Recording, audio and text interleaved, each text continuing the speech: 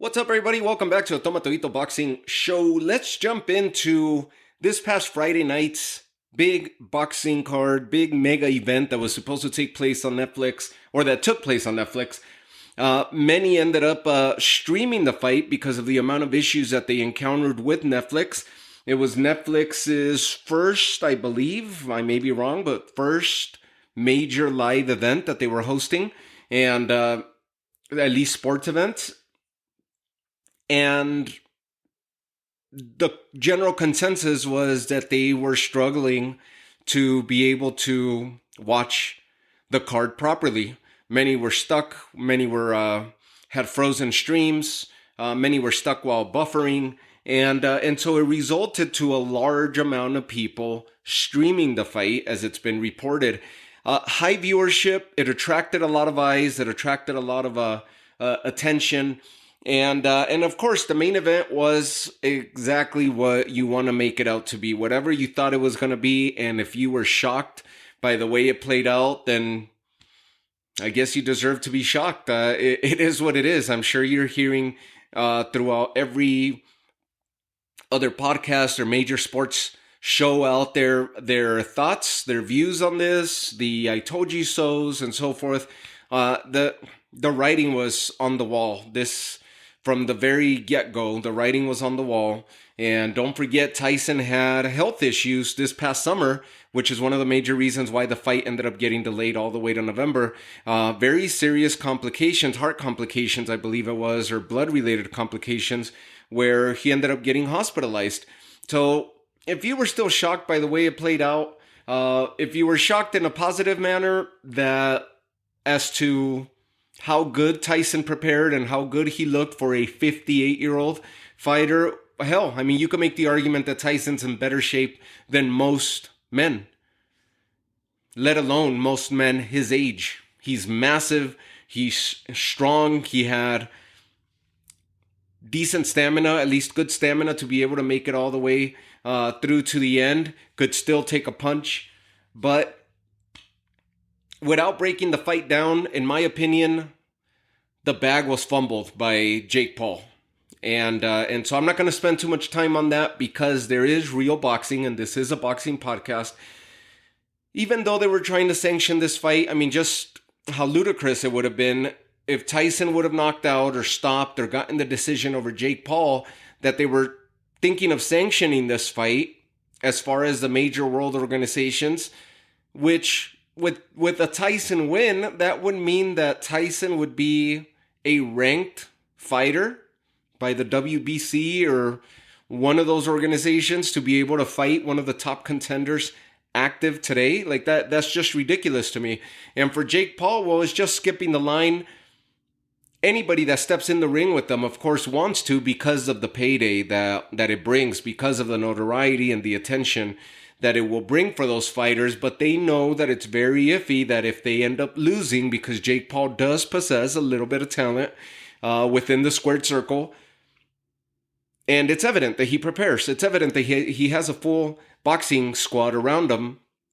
BJ Flores, I forget the other boxer that was there. He used to be a boxer out of the Mayweather gym as well. I think his last name is Love, and he's always cornering Jake Paul. And so there's no denying that both Paul brothers are athletes, but this has got to stop. And that's the reason I don't put too much attention to this. I did a whole episode on Jake Paul late last year to close out the calendar year, and I swore that was going to be the last one, and that's why I'm not spending too much time with this. The one thing that nobody's mentioning out there, in my opinion, Jake Paul fumbled the bag. He took a piece of the WWE playbook, and he's been exploiting it, or at least exploring it and utilizing it to his favor very, very well since he decided to turn pro, calling out the big names, fighting subpar competition, looking excellent against a subpar competition, and therefore turning himself into somewhat of a villainous figure within the sport of boxing, where people get angry, people get upset, and they end up challenging him. Then he ends up fighting people that are not, or fighters that are not traditional boxers, but rather MMA fighters, retired fighters, inactive fighters. And so he ends up looking fairly favorable in those results, with the exception of the Tommy Fury defeat that he has to date. Why I say Jake Paul fumbled the bag? Because he ripped the page out of the WWE playbook. This was supposed to be Jake Paul's villainous assault on the boxing world, where he knocks out a legend, just wipes the floor and knocks out a veteran, a legend, a staple of the boxing world, as Mike Tyson is. What Mike Tyson means to the boxing world, it would have sent waves, shockwaves. It would have angered people if Jake Paul, not only because he would have stopped a legend, but in the manner in which he should have done it and would have done it, which is what everybody was anticipating, would have sent shockwaves and anger throughout the boxing world, which would be straight out of a WWE playbook, where he becomes this big villain to most, which would in turn mean big money.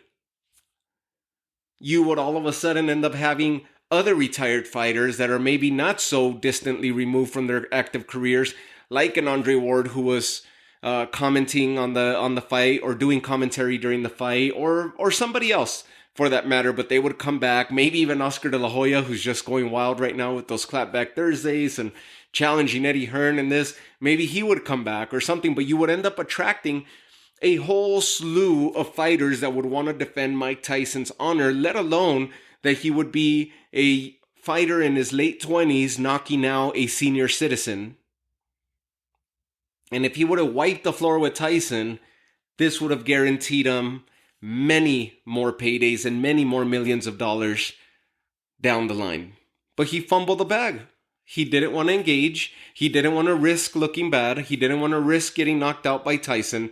And for those of you that are hardcore boxing fans, and at least in my era when I was growing up, that commentary, when $1 million used to mean a lot, which of course it still does, but it doesn't carry the same weight as it did in the 90s, when people would say, like, would you take a punch from Mike Tyson for $1 million? And people would still doubt it, because they're like, well, I'm going to spend my $1 million in medical care, or I'll be in a wheelchair the rest of my life, or paralyzed, because of the threat that Mike Tyson possessed, what he presented to you, that fear that he instilled in your mind. That's Mike Tyson. And Jake Paul didn't engage with everything to his favor. A Tyson that was limited in mobility, a Tyson that, of course, like the old adage says in boxing, the last thing that leaves a boxer is their strength. But usually the speed goes, then the reflexes, followed by the stamina. Strength is the last thing to leave. And we know Tyson was looking really good, stationary, hitting the bag. Slight mobility there with Rafael Cordero as his trainer, where we would see flashes of old Mike Tyson or an old version of Mike Tyson, but instead we have an old Mike Tyson, because in reality he's 58 years old. Jake Paul fumbled the bag, missed a huge opportunity, and well, that's that. What I do want to jump into is the fights that did catch my attention, and the fights that I actually was really tuning into. The fight of the night for me, in my opinion, was a welterweight fight, just a week removed from Boots Ennis defending his title, where he did not look phenomenal like we're used to seeing. He did not look anything great for that matter, but he just did his work. Blue collar type win for Boots Ennis over Chukatsian, and retains his title. So the idea is, while Stanionis is in negotiations to get back in the ring, and then Brian Norman has been out injured, and he ended up missing his opportunity to step in the ring and unify against Boots, Mario Barrios is the other champion. And Mario Barrios, with the WBC title, putting it on the line against Abel Ramos, an Arizona native, uncle of Jesus Mono Ramos, and trains out of the Ramos boxing gym in Casa Grande, Arizona. Abel Ramos, a veteran of the sport, stepped into the ring with a 28-6-2 record, and has been and shared the ring, has been in the ring with and shared the ring with very good level opposition, and has gone up and down between 147 and 154 in his heyday. Mario Barrios, 29-2-0 record, stepping into the ring as a WBC defending champ. He retains his title in what was by far the fight of the night, in my opinion, and the most exciting fight of the entire card. And it ends in a split decision draw. So Mario Barrios' record goes to 29-2-1. First draw of his career, whereas Ramos goes to 28-6-3. The scorecards, Mario Barrios edged out a very, very slim split decision draw. Almost as if it's a victory, because the title does not change hands on a draw.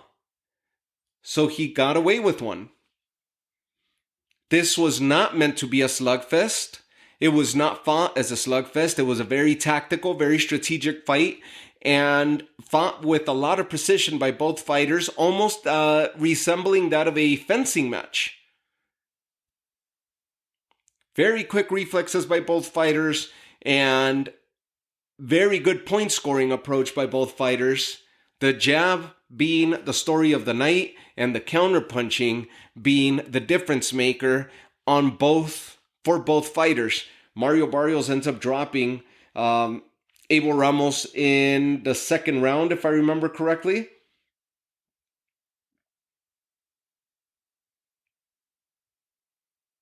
And Ramos returns the favor in round 6, where he drops Mario Barrios and had him nearly out of there. It looked like Ramos was going to be able to stop him and lift his hand in victory on Friday night,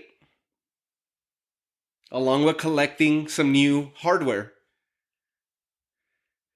Mario Barrios survived. Both fighters survived each other's onslaught, and from there it was a precision fight, or a fight that was fought with precision and efficiency, I guess would be the most accurate word to describe this fight. Fun fight, not meant to be a slugfest, but they were willing to exchange whenever that chance presented itself, and that's when the damage would be inflicted on one or the other. Fun fight. I hope these guys run it back.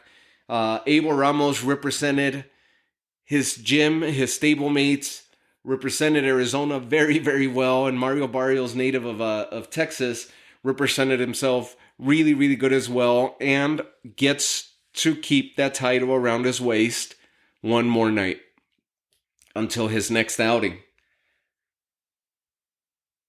A lot more of an exciting showdown and an exciting fight than what we witnessed a week ago between Boots and Chikadze, where Chikadze nearly derailed Boots. He was hurting Boots. But Boots ended up taking control of that fight, and then it ended up going to decision.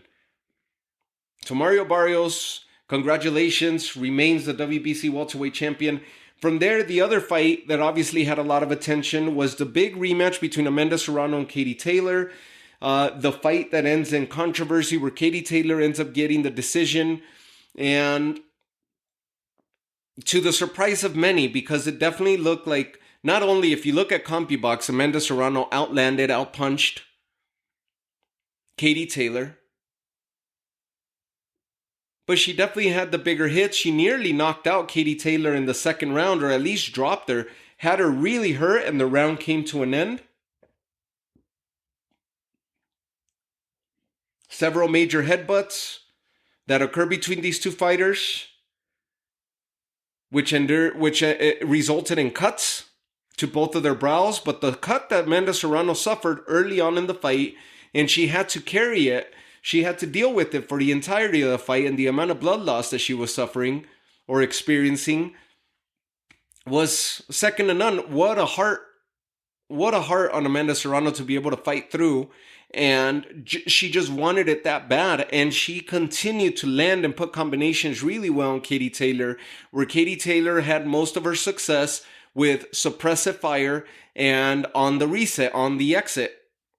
She would get caught and then throw punches and bunches to be able to create space, and which is what I call suppressive fire. She's just throwing punches to be able to get out of danger's way, and she would end up connecting on several of those punches. It seemed like it was more impressive. That aspect of the fight seemed more impressive for the judges than the consistent work that Amanda Serrano did throughout the fight. She hunted Katie Taylor down, continued to walk forward where Katie Taylor fought the majority of the fight on her back foot. And Amanda Serrano put the better combinations and the better punch work, the better punch output and overall work was performed by Amanda Serrano. She deserved to have walked away as a victor on this fight, and which would have seen the two ladies split victories, and it would have pushed for a big trilogy fight. The people expressed their opinion after the fight, not happy with the decision. Many felt that it was a robbery. We don't know why, but it didn't. Katie Taylor got one with Chantel Cameron on the rematch, and now she gets away with another one here. And she is a legend of the sport, but this one definitely was a victory for Amanda Serrano. Both ladies in similar stages of their career, whether they run into each other once again or not for a third time, that's set to be seen, but chances are that they're both within a fight or two fights from calling it a day. And this was definitely the biggest payday of both of their careers, bigger than the payday they experienced or accrued in their first outing, in their first matchup. So congratulations to both of them. Amanda Serrano now 47-3-1, where Katie Taylor improves to 24-1 and retained all her 140-pound titles. Again, 10 rounds, 2 minutes. Amanda Serrano, the biggest proponent of being able to fight and get sanctioned to 3 minutes and 12 rounds for championship fights, similar to that of men's boxing. And this is something that did not go through in negotiations. Amanda Serrano was vocal about it, and she just agreed to go through with another 2-minute, 10-round championship fight. And she's proven time and again that she could last the 12 rounds and the 3 minutes per round. And I think it would have meant a whole difference. It would have made a difference in this fight, especially when she nearly had Katie Taylor out early on in the fight. I believe it was the second round where she hurt Katie Taylor near the corner, and the round ended within 10 seconds or so after that. If there would have been another minute left on that clock, I feel that Amanda Serrano would have dropped her and eventually potentially could have stopped Katie Taylor maybe within a couple rounds from there. Katie was that hurt after that round, but she managed to compose herself and get back in it. The true legend that she is. And she retains her 140-pound titles. I'll make a quick mention here. A lot of people didn't know that Shushu Carrington was actually on the non-televised portion. He ended up fighting an Australian fighter by the name of Dana Colwell, who stepped in the ring with the 13-2 record. Shushu Carrington drops Colwell down and twice, once in round 4 and then in round 8. This was an 8-round, 126-pound fight. Shushu Carrington staying busy. I didn't know that he was part of this card, and ended up watching the fight afterwards when I found out that he had taken part of this event.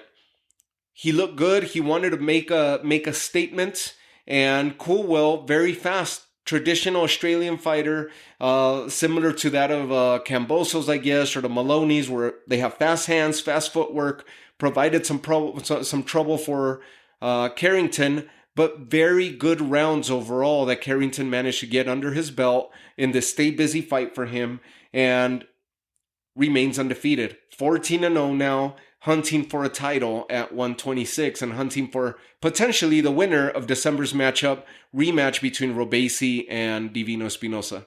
So that was pretty good on him. And then Luca Bari, who had that nasty knockout of H2O of Ashton Silva in the last Jake Paul event, a fight which he was losing. He remains undefeated. He was losing that fight, getting picked apart by Ashton Silva, and he managed to pull the home run punch and knocked out Ashton Silva. It became an instant highlight. and he remained undefeated. He stepped into the ring as an undefeated fighter here on Friday night against a fighter by the name of Armando Casamonica, who's a very well-rounded, very good boxer himself that I had never seen or heard of before, and he was very impressive. This had a little bit of controversy there because Casamonica actually did a lot of good work, and actually I felt like Casamonica should have gotten the decision. Instead, Luca Bari gets the decision, a 10-round fight, remains undefeated, 18-0, and now gives the first blemish to Casamonica's record, dropping it to 14-1. I want to keep an eye on Armando Casamonica. He's a really, really good fighter, and I think he would give headaches to any of the top echelon or any of the contenders that are starting to establish themselves within the top 10 or even top 20 fighters. Casamonica is one of those fighters like an Oscar Duarte. I think Casamonica could fare very well with a Raymond Murataya or a Floyd Schofield that we were talking about. He would definitely give headaches to Abdullah Mason, now that Abdullah Mason was in that firefight about a week ago where he got dropped twice, experienced 2 knockdowns himself. For any of those young fighters, this would be a really, really good matchup, Armando Casamonica. Luca Bari, again, in a back and forth with Floyd Schofield, ends up pulling the knockout of Ashton Silva and derailed that fight, that Ashton Silva and Floyd Schofield. It looks like they were crossing paths, or at least headed to cross paths. Luca Bari ends up derailing those plans, and so there was talks that there could potentially be negotiations between Luca Bari and Floyd Schofield. That would be very interesting to see, as both are undefeated fighters and on the come up.